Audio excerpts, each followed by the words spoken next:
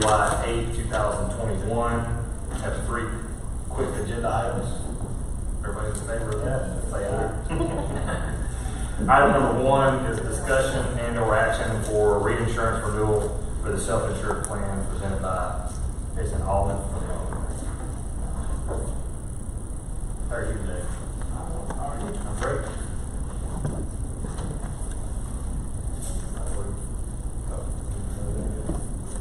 What's that? Oh, God. I'm good. I got signatures to happen. We got to go through the reinsurance. The reinsurance renews now and 1 of every year. We've been working on it probably since March. The initial renewal came out from the carrier that we have now. If you remember last year, we had a lot of ongoing claims. We had an $840,000 claim we forced in at the end of the year so we could get reimbursed, driving last year's loss ratio to 122% with the current carrier. This year we're kind of in the same situation. We have a bone marrow transplant that happened last week. I believe it happened last week, and we're going to try to force it in before the end of the year. They know this is happening. They know it's most likely going to get paid. Their renewal offer came out with a 30% increase. And inside the pack of information we've got what everybody's offered us. We've got a bid from everybody. But basically, in the end, their offer was a 30% increase, and they had added 2 additional lasers. Overall, it made the renewal a 55% liability increase to the fixed cost on the reinsurance renewal. We went out to bid. We've got in a number of different bids, and they range anywhere from a -6 to a +7. The best offer we have is from a company called BCS. I've gone back and forth and made sure everything is secure with it. There is no lasers, not even the laser that we have today on the gentleman that takes the $500,000 worth of drugs a year. So we won't have a laser at $450. It'll be straight at $400. That'll save us $50,000 because he's at the point of breaching the $450,000 laser he has this year. But with BCS, it actually saves the plan $93,000 compared to the other quotes that we have. Again, I've gone through the contract. I've done everything to make sure it's secure. In order to make sure that nothing else changes, we need to get it signed and turned in by tomorrow. I know that sounds like a deadline, but if we get past tomorrow, then we're going to have to report new stuff. And if we report new stuff, then they're going to take it, they can change it. And we didn't have the firm quote until Friday.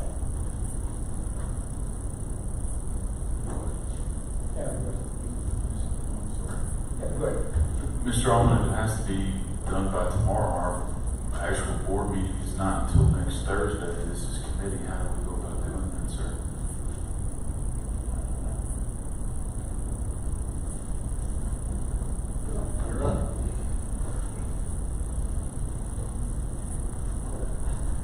Unfortunately, I don't, as far as the board passing everything, that this is just a committee. I don't believe there is a way for us to get the final authorization today. I mean, we can always. Who needs to sign? What's that? Who needs to sign? It can be signed by the chief. Does she not have the authority to do that without us? And then we can just ratify it?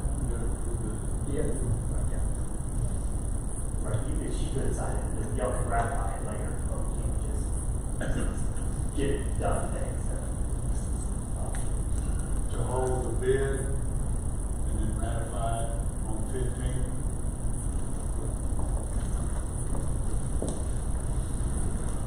Correct, and we have had to do that with other things in the past. There are times that we do pass this through committee because we do want the board's approval and ratification on the contract, but I do sign all of those. And so if the committee, if y'all were good with doing that, we could have the committee approve it tonight, and then when it goes on the board agenda, it would be to ratify the decision of the committee.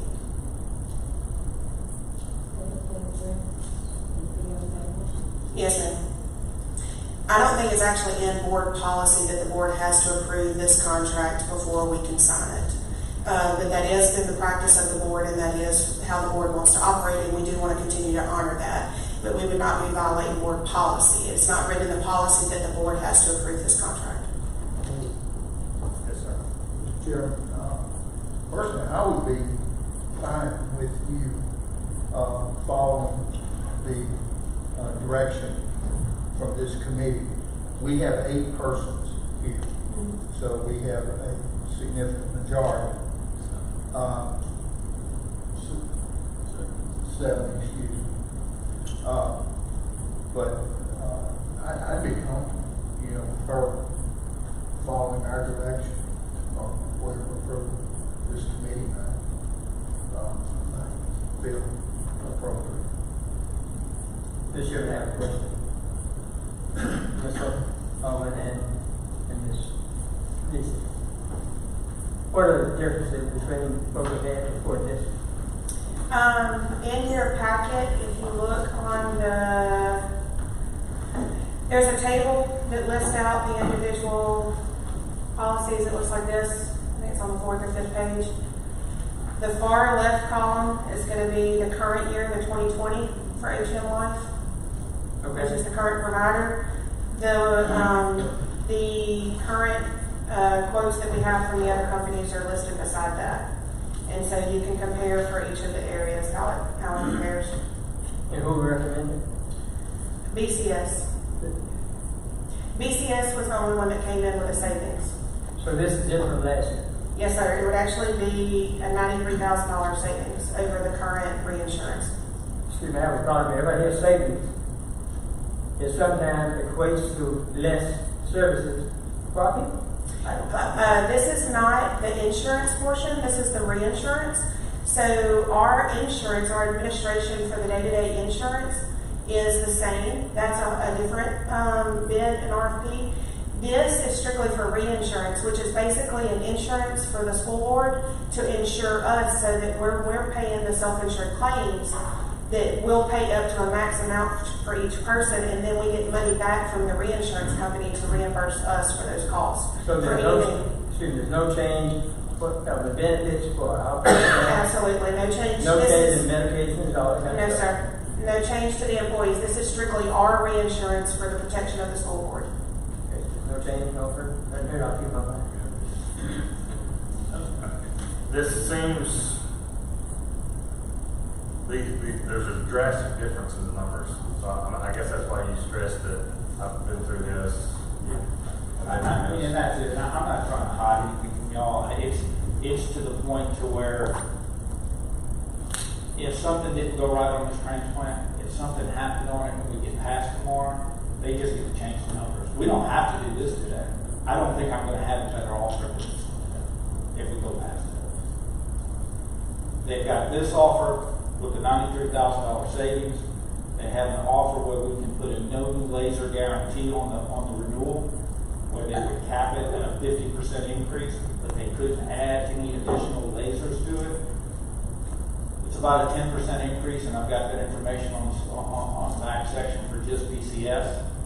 But what happens is this: is if we took it today without that provision in it, it'd have to be over a 64.5% increase next year in order for it to be worth any money. Because all we're doing is capping. We're saying you can't go up over 50% of a $1.5 million number. So they go up $750,000 on top of the 10%, $150,000 additional you pay them. Okay? So that's a provision that I like to have in contracts because it protects us against somebody coming in and lasering somebody for $1 million, $1.5 million, and it protects the plan. But we haven't had one in the past because nobody would offer it to us because the funds are so bad. Yeah, my question is more around just the sheer, this one shows savings, which is about, next closest one, almost $400,000 difference in the amount. The next one is $294,000. Some of that is additional admin fees because they're an outside reinsurer. They're not a preferred carrier with Blue Cross. And in the end, all that means is they report directly in and out. They integrate, and Blue Cross probably gets some revenue off of the deal. So they were non-preferred, so there'd be an additional $150,000 in admin that Blue Cross would charge for that.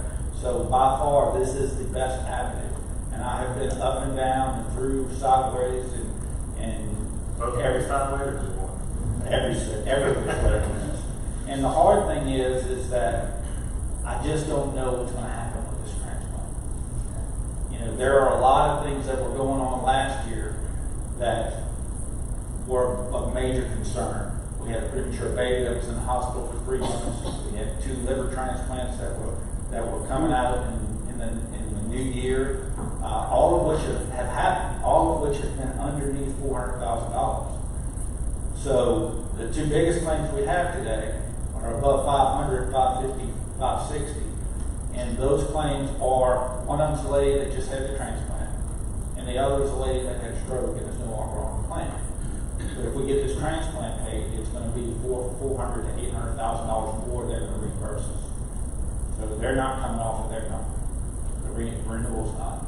Nobody else is going to give us anything else. If we can pass tomorrow, like I said, everything could change. And it's up to y'all. We can get past tomorrow, but the next time we can do it will be, we'll have to get them updated reports and see how they change. Mr. Allen, when did you get these offers? The last offer was Friday. The offer from BCS finalized on Friday is for us firm. I know that our board meetings have been, on a different schedule for this month, and today actually would have been the board meeting, that would have been scheduled. We would have changed it to one for the month of July. I know that Superintendent Downey did reach out to legal counsel, and he is saying that we will be okay to move forward with this if we have unanimous vote to move forward. Mr. Chairman. Yes, sir. Could I like to make a motion that we accept the recommendation of Mr. Allen, BCS, and authorize Ms. Benberg to execute the document with the understanding this matter will be brought before the board at our July 15th meeting for ratification by the entire board. Okay, motion by Mr. Bullard, second by Ms. Brotherton. Committee, please vote.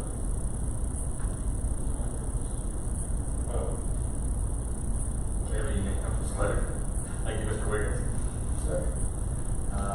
Thank you, Mr. Allen. I just want to clarify one thing. These are firm based on the end of June reports, and that's why it falls like today. It's nothing that I'm trying to orchestrate or get pushed through. It's just how the reports fall and where they want to relook at things as we get past that day. Okay. Thank you, Thank Mr. you. Allen.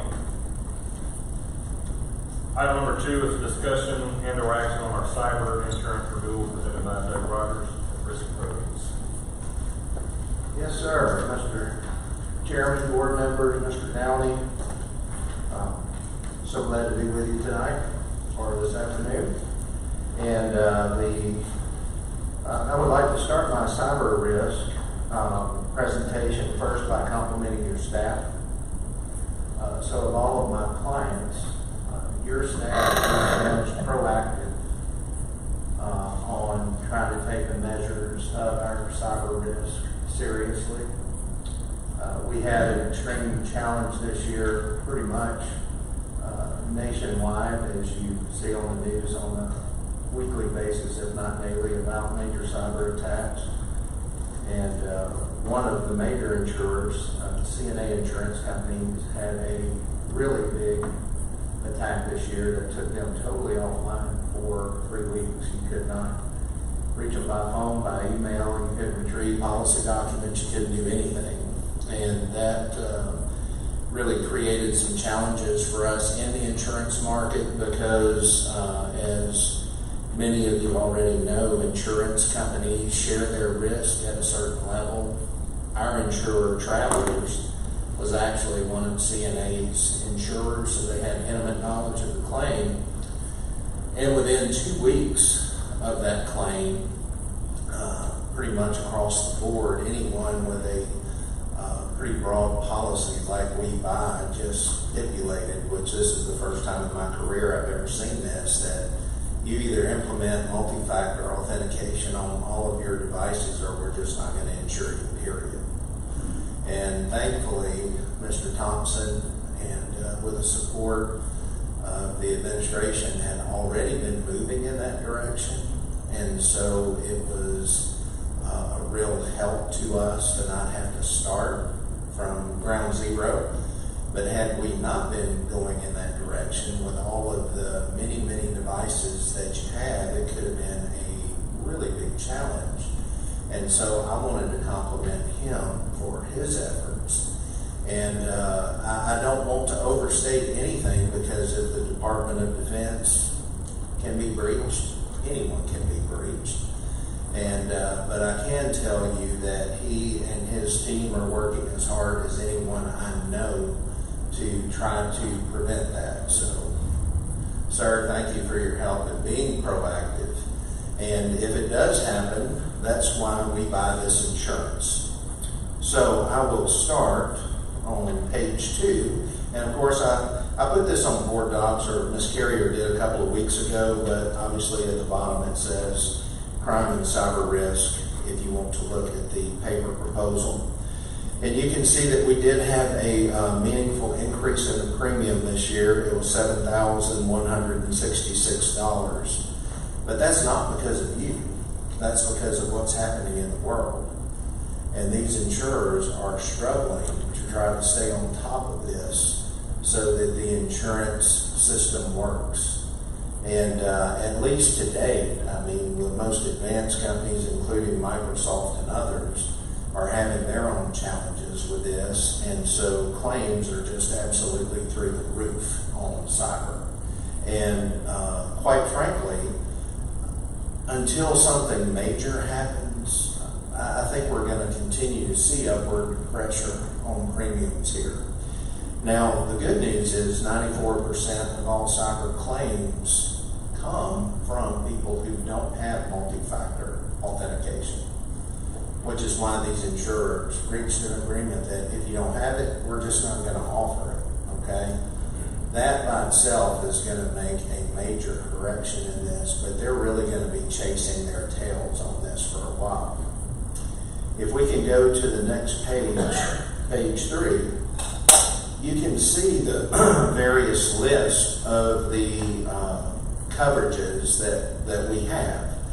And cyber risk is not like auto insurance, where one policy is largely the same as another policy offered by another insurer. And so what we have here is the best policy form, in my opinion, that we could have for the various exposures. And had the premium not gone up, Ms. Bamberg and I had even talked about it, and Mr. Thompson had talked about wanting to have higher limits, but with budget being what they are right now and trying to see where these premiums are going to settle up, we stayed at the $1 million limit level that we have, okay? If the premiums in the future stabilize, this might be one of those things where we want to entertain those other options. Now, I don't want this to be misleading. It's not 1 million plus 1 million plus 1 million plus 1 million. It's just these are the amounts that are available under each type of loss. But that $1 million aggregate at the top, once this policy pays $1 million, it's done. So I want to be real sure you understand you're buying. Yes, sir. Is it for 25,000, not 25 as well? Do we just have one limit for ourselves of 25,000, or is it for each? No, it's a good question. It's the 25,000 for the incident. Okay, perfect. And more than likely, the bulk of our claim is going to be under one of those coverages. Now, there is an exception to that. You can see middle of the page, you'll see item number 1 that is highlighted. It's called social engineering fraud. Social engineering fraud is a little bit different in that that's where someone gets on your system and they're just quiet and they observe and they see how communications go back and forth between people. They make emails manuals look exactly legitimate. They even watch syntax. How does Mr. Downey communicate approval of something to Ms. Manberg, for instance? We've had claims, and those are the kinds of things where you just voluntarily give people money, okay? Well, Travelers is one of the few insurers that even offers social engineering fraud. We do have that $100,000 limit. You can see they do offer an option to go up to $250,000 for an additional $700. I'm making you aware of that because if there was one thing I would change, that would be it. But I know that delivering an increase and then increasing that another 10% was probably not where we wanted to go this year. But we do have another questionnaire that I would need Mr. Thompson's help with. But that is the one area that at least next year I would like to improve on if we see rate stabilization. And then when we go to page 4, you can see under the notes in the middle of the page. So this applies going back to acts that either started occurring or are after August 1st of 2019 when we first started purchasing this coverage. And this is claims-made coverage. And then you can see also our prime coverage, which traditionally was called employee dishonesty coverage, is below that. And we also purchased $1 million limit on that. And you can see on page 5 at the top, there was an option to go to $2 million.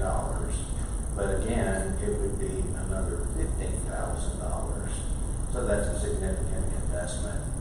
And that's why I'm bringing to you a renewal that is the same as what we have this year, waiting until next year to see how the market stabilizes.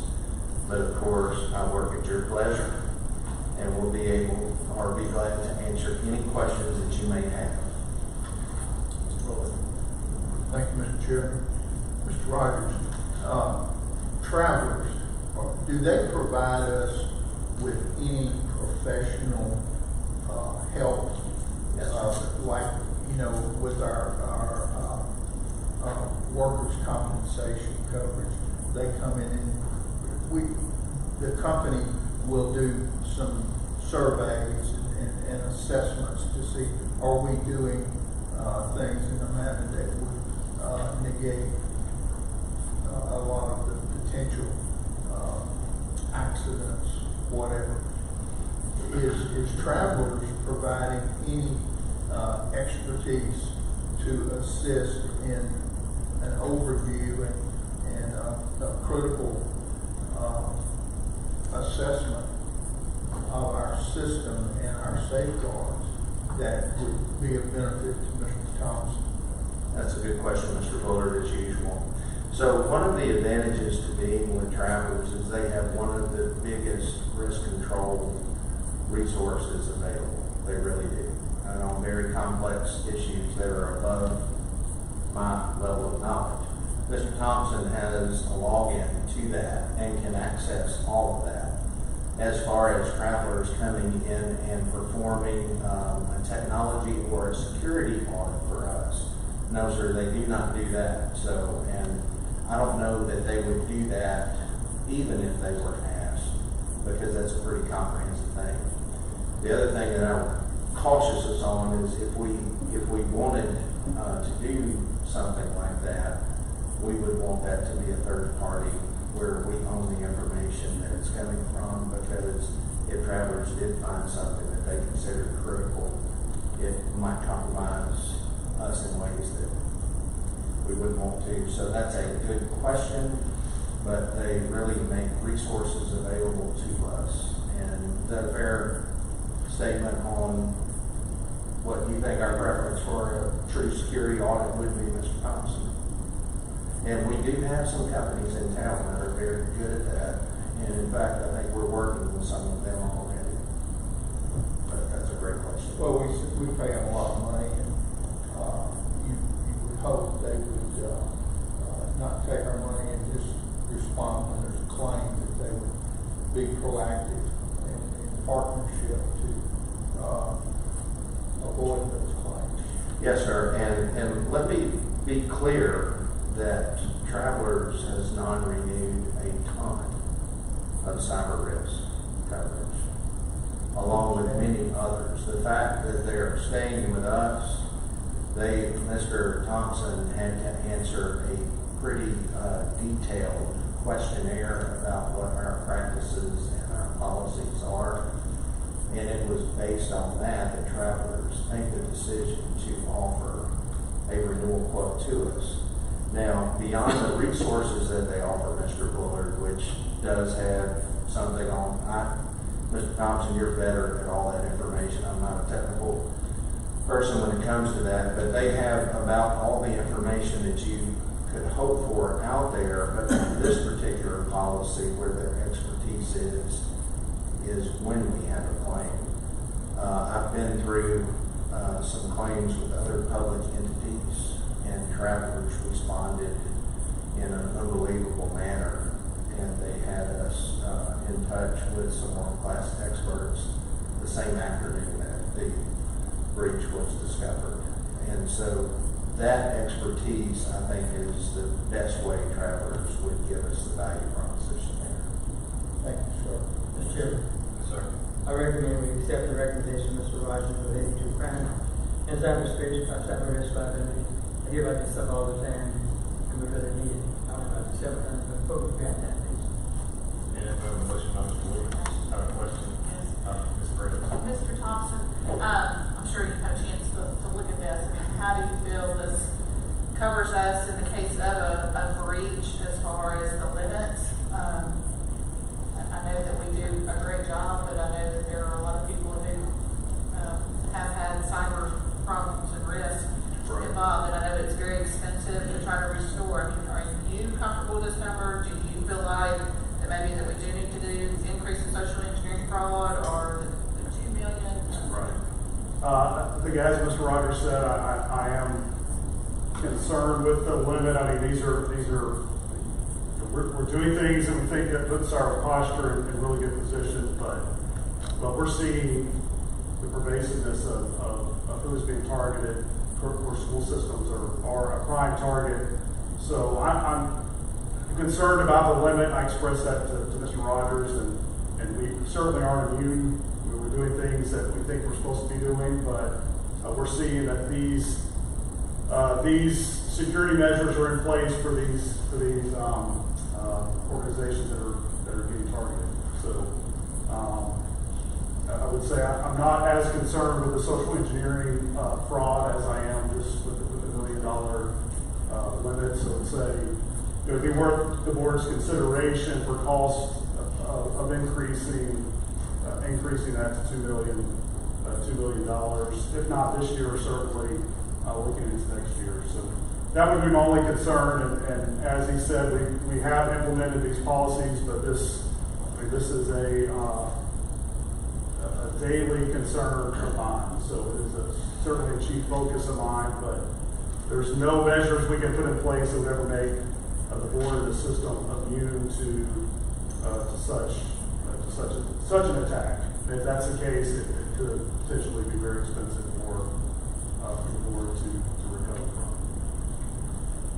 I mean, I guess with cybercrime, the way that it is, I mean, I know that it would be very expensive if someone held all of our information ransom and to try to agree that. I mean, and I know that we've been presented with insurance in the past that was a small investment for an amount of increase, and we didn't think that we would need it because we never had, and then we turned around and we needed it. I'm not on this committee, but to me, with the nature of the world and what we deal with, a $16,000 investment is money for an extra $1 million worth of coverage. So that's Yeah, Mr. Muller? Yes, sir. Superintendent. Mr. Thompson, I'm going to put you on the spot. Sure. Would it be your desire that the board purchase the additional coverage? It would be my recommendation to purchase. Mr. Bullard? stole my thunder. We gotta quit thinking of like, that's scary. Yes, it is. For him, what about me?